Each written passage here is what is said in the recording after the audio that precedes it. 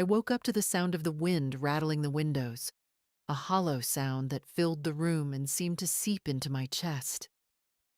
I turned my head slightly, my eyes landing on Daniel's back.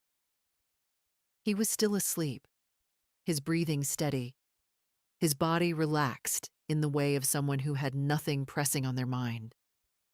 I stared at him for a long time, waiting for something to stir inside me. Love, longing, even anger. But there was nothing. Just the same emptiness that had been creeping in for years, growing so quietly that I hadn't even noticed when it had become permanent. I shifted carefully, slipping out of bed without waking him, my feet cold against the wooden floor. The house was silent, but not in the peaceful way I once loved. It was the kind of silence that pressed against my ears, making me feel like I was the only person left in the world. I walked down the hall, past the framed pictures that no longer felt like memories, just decorations on a wall. Our wedding photo, taken in the golden light of late afternoon, stared back at me. I looked at my own smiling face, the way my fingers had curled around Daniel's hand, holding on to him, like I believed he would always be the center of my world. I wanted to remember what that felt like, that certainty, that warmth. But now, standing in the dim morning light of a house that felt too big and too empty, I wasn't sure I ever had. I made coffee the way I always did, pouring the dark liquid into my favorite mug, the one with a crack along the side that I never replaced because it was familiar. I sat at the kitchen table, staring at the steam curling into the air, waiting for Daniel to wake up, for the routine to begin. He would come downstairs, barely glancing at me as he grabbed his coffee, his phone already in his hand, scrolling through emails before he even took his first sip. He would murmur a tired morning, and I would say it back, and then we would sit in silence, existing next to each other, but not really together. It hadn't always been like this. I tried to remind myself of that, of the way he used to wake me up with a kiss on the forehead, of the way we used to talk for hours about nothing and everything, of the way he used to look at me like I was the most important thing in his world. But somewhere along the way, things had changed, and I wasn't sure if it was him or me or both of us, slowly slipping away from each other. I used to think love was something solid, something that once built would always stand. But now I understood that love was fragile, something that needed tending to, and we had let ours go untended for too long. The sound of footsteps broke me from my thoughts. Daniel walked into the kitchen, running a hand through his hair, looking at me only briefly before reaching for his coffee, just like I knew he would. His fingers tapped against the side of his phone, his mind already somewhere else, lost in whatever world he had built outside of me. I wanted to say something, to reach across the distance between us, but I didn't know where to start. What do you say to someone you used to know better than yourself, but who now feels like a stranger? I thought about asking him if he remembered the last time we really talked, if he ever thought about the way things used to be. But I knew what he would say. He would sigh, put his phone down for just a second, and say, "Clara, not now. I have so much to do today." And I would nod, and he would kiss my cheek absently as he walked out the door, and another day would pass just like all the others.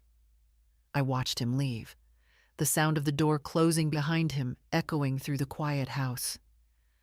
I exhaled slowly, pressing my fingers against my temples, feeling the weight of everything settle on my shoulders. I didn't know when I had started feeling like this, like I was fading, like I was disappearing into the background of my own life. I didn't know when the version of me that laughed easily and dreamed big had become someone who sat at the kitchen table watching the clock, waiting for time to pass. I stood up, the restless energy in my chest making it impossible to sit still any longer. I needed air. I needed to get out of the house, away from the silence, away from the walls that held too many unspoken words. I grabbed my coat and stepped outside, the cold air biting at my skin as I walked toward the stables. Orion was there, his dark eyes watching me as I approached. He lifted his head slightly, as if he knew I was coming, as if he had been waiting for me. I opened the stall, running my fingers through his mane, feeling the warmth of him beneath my hands. He exhaled softly, pressing his head against my shoulder, and for the first time all morning, I felt like I could breathe. Here, in the quiet of the stable, with Orion standing steady beside me, I didn't feel invisible. I didn't feel like I was disappearing. He saw me in a way Daniel hadn't in years. He didn't need words to understand me, didn't need me to explain the loneliness that clung to me like a second skin.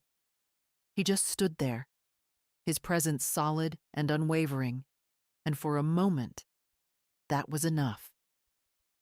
I closed my eyes, leaning into him, letting the moment wrap around me. I knew it wasn't a solution, knew that nothing had really changed, but in that moment, with the sound of Orion's steady breathing and the warmth of his body against mine, I felt a flicker of something I hadn't felt in a long time. A whisper of hope, a reminder that maybe, just maybe, I wasn't as lost as I thought I was. The cold morning air bit at my skin as I stepped out of the house, pulling my coat tighter around me. The silence inside had been suffocating, too thick with everything that wasn't said, too heavy with the weight of the distance between me and Daniel. I couldn't sit there another second, staring at the clock, waiting for time to pass. My feet carried me toward the stable almost on instinct, as if my body knew before my mind did that I needed to be anywhere but inside those walls. As I approached, I could already see Orion waiting. His dark eyes followed me as I neared the barn, his ears twitching at the sound of my boots crunching against the frozen earth. He had always been like this, somehow knowing when I needed him, somehow sensing when I was unraveling before I even realized it myself. I exhaled slowly as I reached the stall, my fingers slipping over the wooden door, tracing the worn edges as I reached to unlatch it. The moment I stepped inside, Orion let out a soft huff, pressing his nose against my shoulder in a way that made my chest tighten. I ran my fingers through his mane, feeling the steady warmth of him, the solid presence that never wavered. I closed my eyes for a moment, resting my forehead against his neck, breathing in the scent of hay and earth and something unmistakably Orion. It was strange how this had become the only place where I felt like I could breathe. The house was too empty, too cold in a way that had nothing to do with the weather. But here, standing beside Orion, I felt steady, like I wasn't disappearing into the background of my own life. I stroked his mane absently, my mind drifting back to how he had come into our lives. Daniel had bought him, though I wasn't sure he had ever really wanted him. He had always been more interested in things that could be controlled. Spreadsheets, business deals, schedules that ran like clockwork. Orion had been an impulse buy, something he had done without much thought, something that was supposed to be mine, but had really been just another thing to add to the list of responsibilities neither of us had time for. At first, I had barely paid attention to him. He was just there, a beautiful creature in a stable that felt more like decoration than anything else. But over time, I found myself drawn to him. It started small, visiting him when I needed to clear my head, brushing his coat when the weight of the house became too much. He never asked anything of me, never filled the air with useless words or empty reassurances. He just existed, steady and patient, offering his silent presence in a way that no one else ever had. I remembered the first time I had truly noticed it, the first time I realized what he was giving me without even trying. It had been one of those nights when Daniel had come home late, his face buried in his phone, barely glancing at me as he muttered a distracted hello. I had watched him, waiting for him to look at me, really look at me, the way he used to. But he never did. Instead, he had gone straight to his office, shutting the door behind him, leaving me standing in the kitchen, feeling like I was the ghost of someone I used to be. I had grabbed my coat and walked to the stable without thinking, the cold air stinging my face, my breath coming out in sharp bursts as I fought the tightness in my chest. When I reached Orion's stall, I had barely made it inside before the dam broke. I hadn't even realized I was crying until I felt the wetness on my cheeks, until I heard the quiet, broken sound leave my throat. I had turned away, embarrassed, but Orion had just stood there, unmoving, watching me in that knowing way of his. And then, slowly, he had stepped closer, his head pressing against my shoulder, his breath warm against my skin. I had reached up, my fingers tangling in his mane, and something inside me had cracked wide open. I hadn't spoken a word, but I didn't need to. He understood. Somehow, he always understood. From that night on, everything changed. I started spending more time with him, waking up early just to sit with him in the mornings before the world fully woke up. I told myself it was just routine, just something to pass the time, but I knew it was more than that. He had become my escape, my refuge, the one place where I didn't feel invisible. There were days when I didn't even touch him, when I just stood beside him, feeling the steady rise and fall of his breath, the warmth of him in the cold, and that alone was enough to ground me.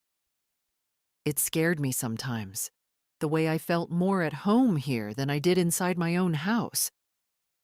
The way Orion had become the thing I turned to when everything else felt like it was slipping away. I ran my fingers through his mane again, letting the strands slip between my fingers, feeling the familiar softness. "You always know, don't you?" I murmured, my voice barely above a whisper.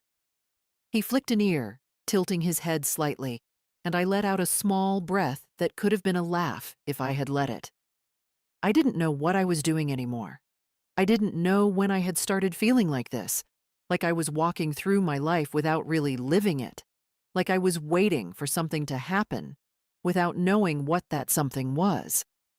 All I knew was that the more time I spent with Orion, the harder it became to ignore the truth I didn't want to face. I leaned against him, feeling the solid warmth of his body, and closed my eyes. The house was waiting for me.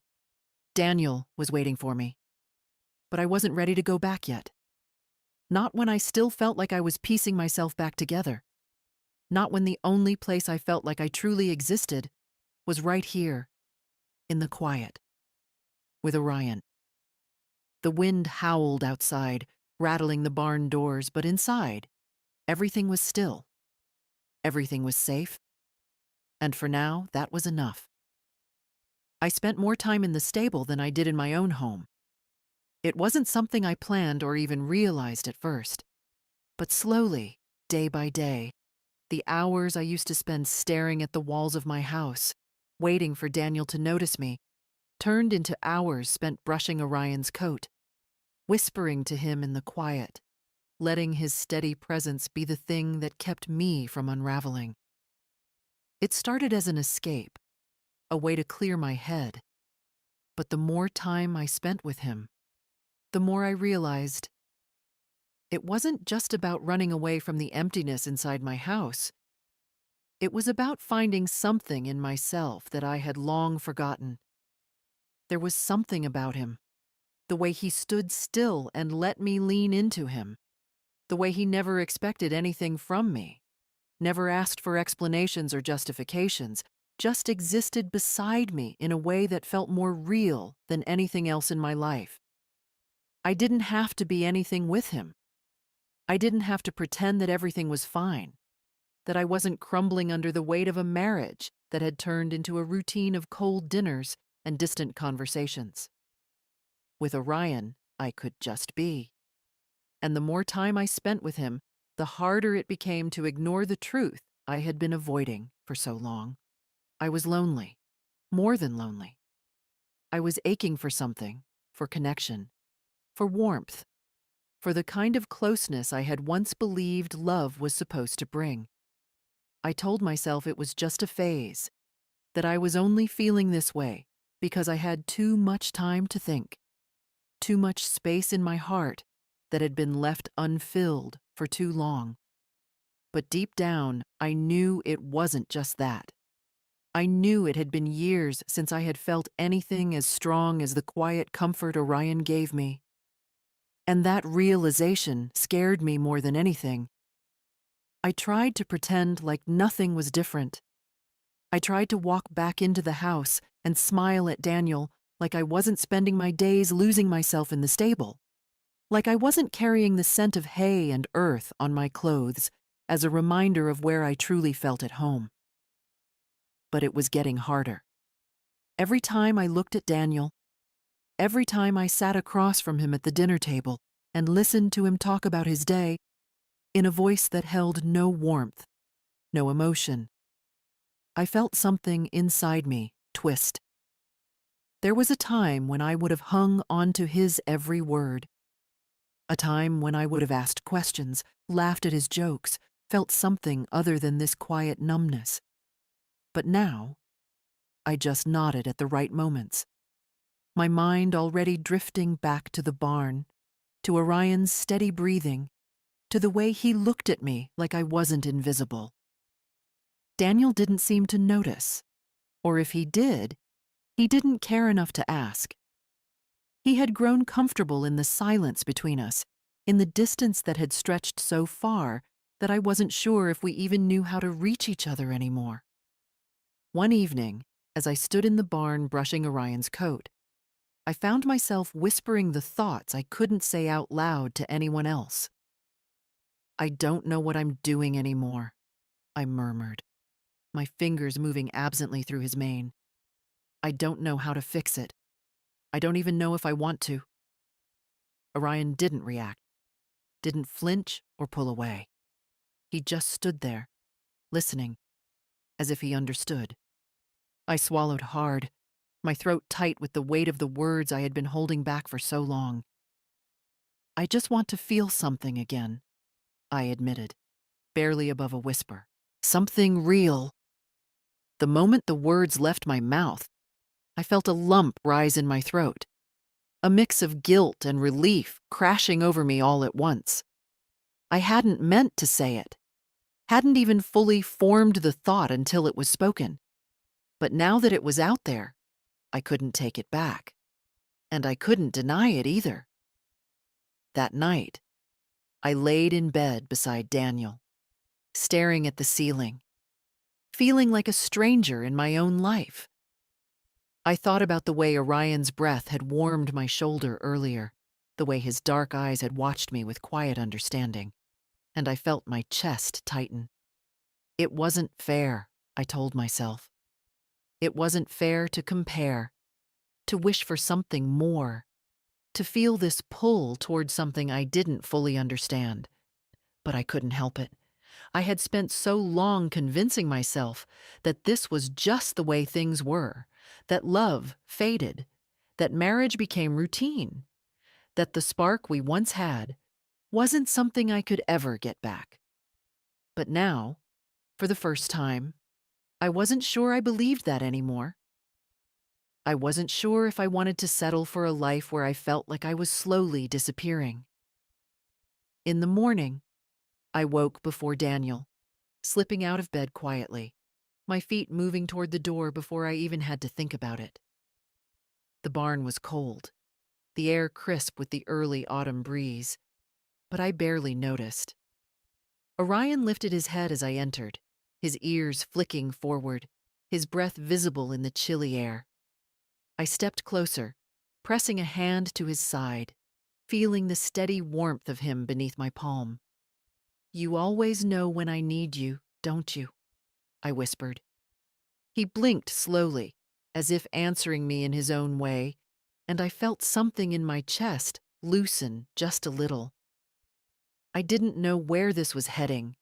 I didn't know what it meant, this growing feeling inside me, this quiet yearning for something I couldn't even put into words. But I knew one thing with certainty. I couldn't ignore it anymore.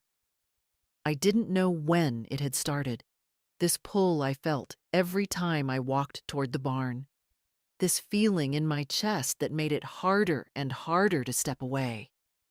At first, it was just an escape, a place where I could breathe, a place where I wasn't reminded of the silence that filled my home, the way Daniel and I moved around each other like strangers passing through the same space. But it had become more than that. Orion had become more than that. I found myself craving the moments spent in the barn, the warmth of his presence, the quiet understanding in his dark eyes.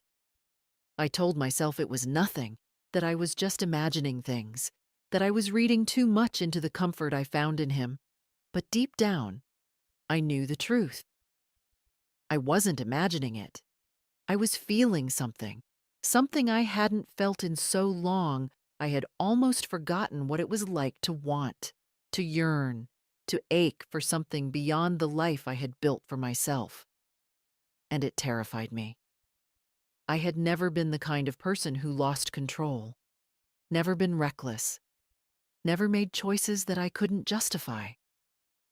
But the more time I spent with Orion, the more I realized that I was walking closer to a line I wasn't sure I could come back from. I told myself I was strong enough to keep it in check, that I wasn't doing anything wrong, that these were just thoughts, just feelings, just a moment of weakness that would pass. But I wasn't sure I believed myself anymore, and I wasn't sure how much longer I could keep pretending that nothing was changing. I could feel it, like a fire just beneath the surface, growing hotter every day, threatening to consume me if I let it. I wasn't the only one who noticed. Elena had always been quiet, always observant, the kind of person who saw things most people overlooked. She had been training Orion since Daniel first bought him, and in all the time I had known her, she had never been one to pry, never asked questions unless she needed answers. But lately, I had caught her watching me, her sharp eyes lingering just a little too long, her expression unreadable in a way that made me uneasy. I could feel her presence whenever I was in the barn, the way she studied me, as if she was waiting for me to say something, to admit something I wasn't ready to put into words. I tried to ignore it, tried to pretend like I didn't see the way her gaze flickered between me and Orion, as if she already knew what I was barely beginning to admit to myself. But she wasn't going to let me pretend forever. One afternoon, as I stood in Orion's stall, my fingers brushing absently through his mane, I heard the barn door creak open. I didn't turn around. I knew it was her. I knew because the moment she stepped inside, the air shifted, the silence between us thick and heavy. I kept my eyes on Orion, but I could feel her watching me. She didn't speak right away, didn't move closer, just stood there, waiting, giving me the chance to say something first. When I didn't, she sighed. A soft but pointed sound that told me everything I needed to know. "Clara," she said, and there was something in her voice that made me grip Orion's mane a little tighter. I still didn't turn to face her. "What?" I asked, keeping my voice steady, keeping my breathing even, keeping everything inside me locked down as tightly as I could. She didn't answer right away, and that only made my chest tighten. Then, finally, she said, "You need to be careful." My fingers stilled against Orion's coat. I swallowed hard, forcing myself to stay still, to not react, to not let her see that her words had hit exactly where she intended them to. "What are you talking about?" She let out another slow breath, and I could hear the quiet scrape of her boots against the barn floor as she took a step closer. "You know what I'm talking about." I closed my eyes for a second, just long enough to gather myself before turning around. I met her gaze head on, trying to ignore the way my pulse quickened.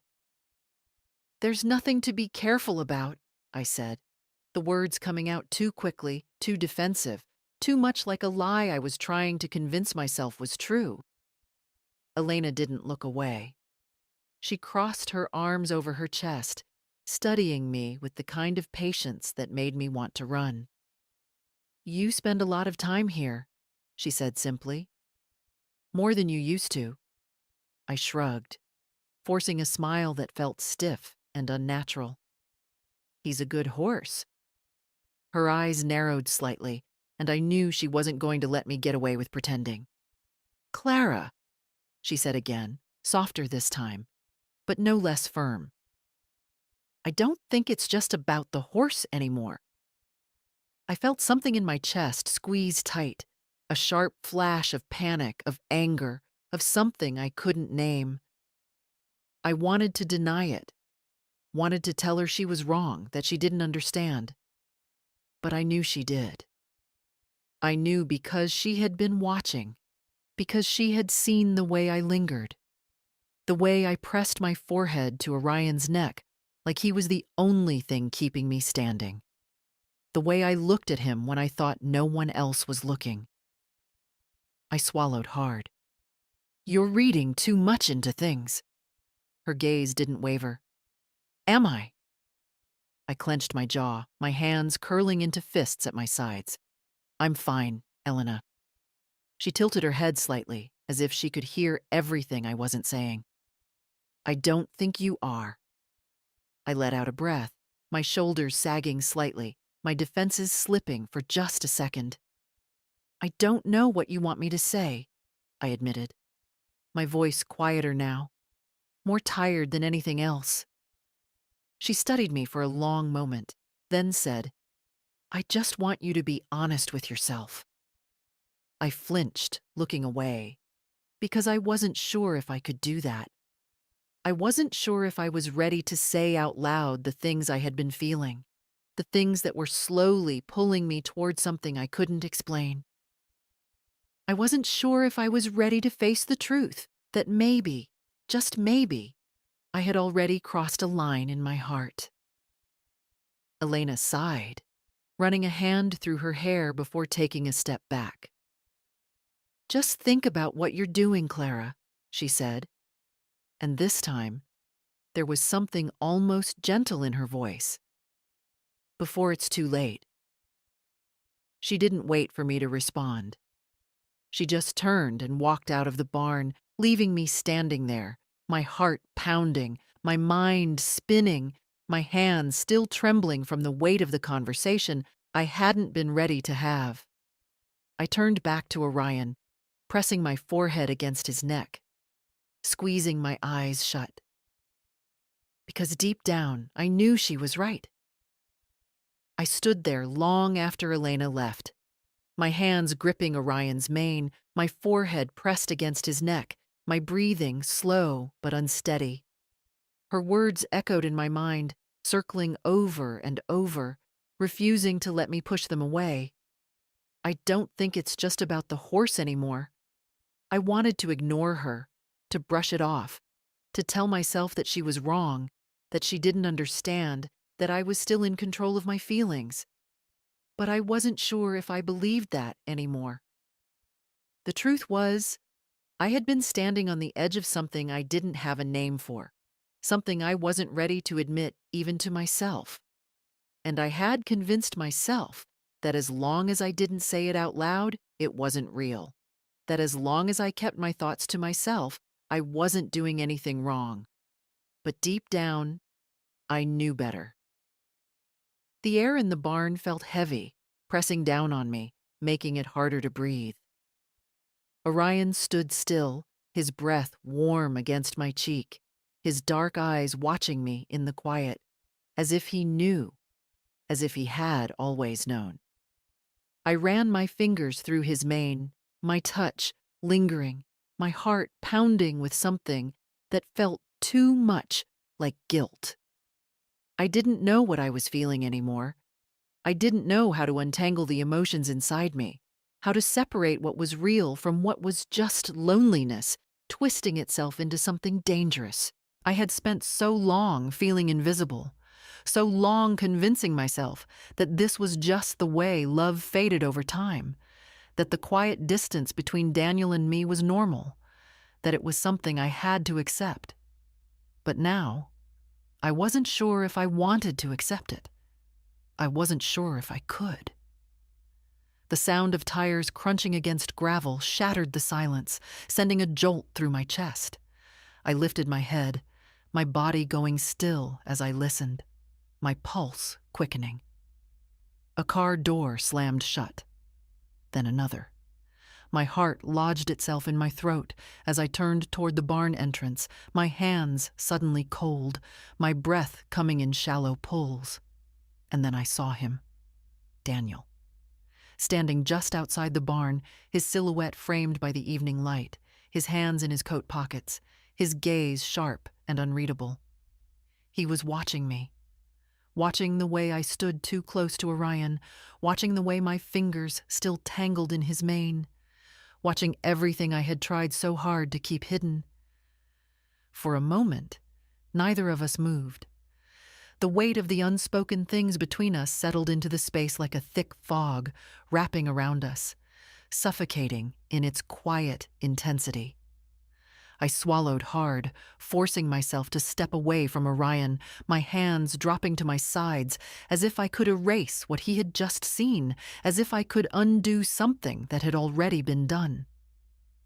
Daniel took a slow step forward, his eyes never leaving mine, and I felt a familiar pang in my chest, something sharp, something that reminded me of the way he used to look at me before everything between us had faded into a series of polite conversations and empty silences. "I got home early," he said, his voice steady, but there was something underneath it, something that sent a chill through me. "You weren't there." I nodded, my throat too tight to speak. He glanced past me, his eyes flicking toward Orion, lingering for a beat too long before coming back to mine. "So, this is where you've been," he said, and there was no anger in his voice, no accusation, just something quieter, something that sounded too much like realization. I felt my hands curl into fists at my sides. "Daniel? How long?" he asked, cutting me off, his voice still eerily calm. I blinked, my breath catching. "How long what?" His jaw tensed slightly. "How long have you been spending more time with him than with me?" I let out a shaky breath, my heart pounding so loudly I was sure he could hear it. I wanted to tell him he was wrong, that he was reading too much into things, that this was nothing. But I couldn't. Because for the first time in a long time, I couldn't lie to myself anymore. I looked at him, at the man I had loved for so many years, at the man I had promised forever to, and I felt something inside me crack wide open. "I don't know," I admitted, my voice barely above a whisper. "I don't know when it started. I just know that." I trailed off, my breath hitching, my fingers tightening around the fabric of my coat. "I just know that I don't feel like myself anymore." Daniel's expression didn't change, but I saw the flicker of something in his eyes, something like hurt, something like understanding, something like regret. "Clara?" he said. And for the first time in a long time, my name didn't sound like an afterthought on his lips. It sounded like a question. I shook my head, swallowing back the lump in my throat. I don't know when we stopped trying, I whispered. I don't know when we started living next to each other instead of with each other. But I've felt alone for so long, Daniel, and I don't know how to fix it.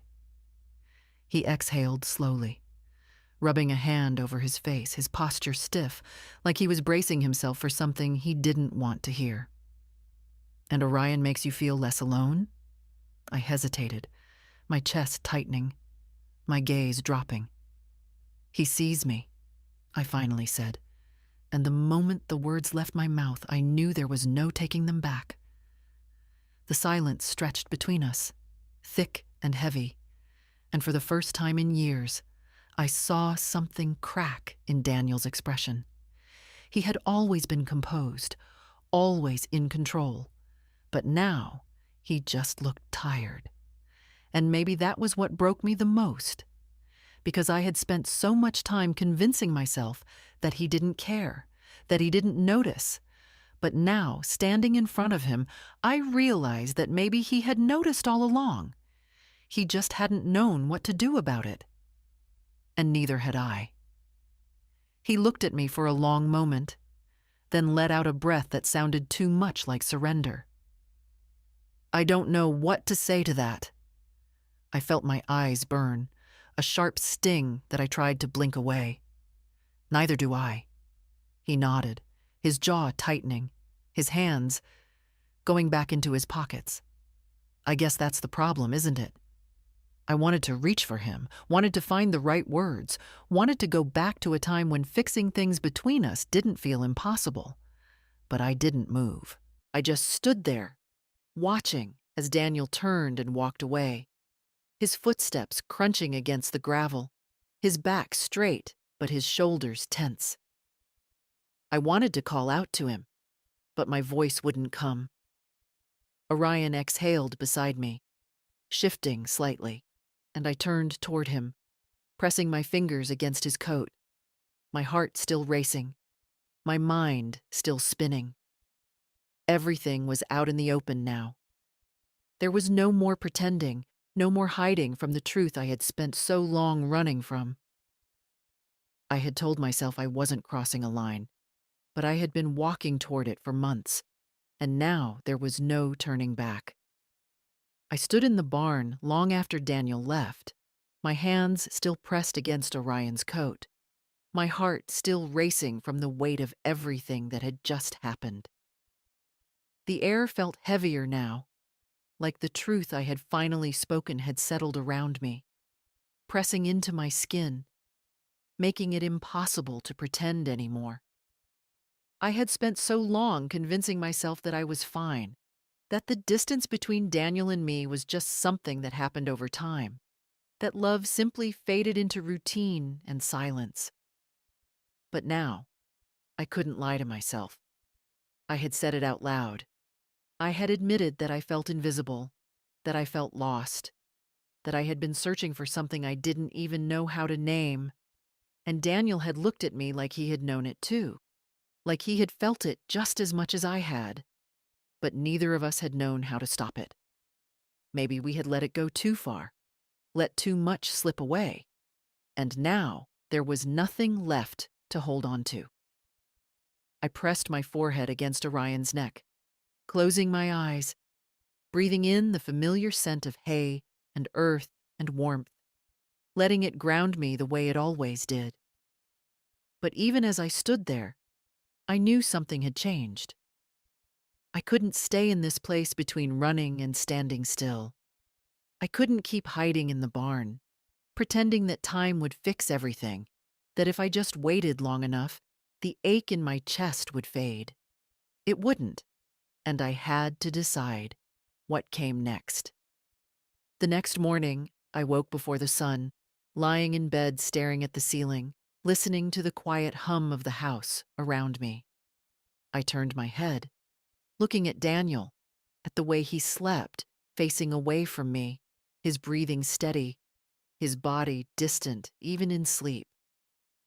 I wondered if he had stayed awake as long as I had, if his mind had raced with the same thoughts, if he had felt the same heavy realization settle into his chest. I wondered if he knew that I was leaving before I even knew it myself. I slipped out of bed quietly, my movements slow, deliberate, as if I were afraid that if I made a sound, I would change my mind. But I knew I wouldn't. I had spent too long waiting for something to change on its own. It was time for me to make the change myself. The house felt colder than usual as I moved through it, as if it already knew I didn't belong there anymore. I packed a small bag, my hands steady even though my heart was pounding, even though my mind kept screaming at me to stop, to think, to reconsider. But I couldn't. If I didn't do this now, I never would. I left a note on the kitchen table, the words simple but heavy. I need time. I need space. I need to find myself again. I didn't know if Daniel would understand. I didn't know if he would try to stop me. But I knew that if I stayed, if I tried to go back to pretending, I would lose myself completely. I walked to the barn one last time, the cold air biting at my skin, the early morning mist clinging to the ground.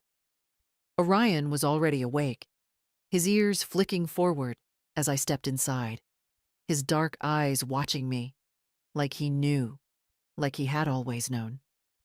I reached up, running my fingers through his mane, letting the familiar rhythm of it calm me, steady me. I don't know where I'm going, I whispered, my voice barely more than breath. But I can't stay. He exhaled softly, his warm breath brushing against my face, and I closed my eyes, feeling the finality of this moment settle in. I didn't say goodbye to Daniel. I didn't know how. I just stepped out of the barn, out of the life I had built, and started walking. The road stretched ahead of me, uncertain, unfamiliar, but for the first time in a long time, I wasn't afraid. I wasn't waiting anymore. I was moving forward, and that had to be enough.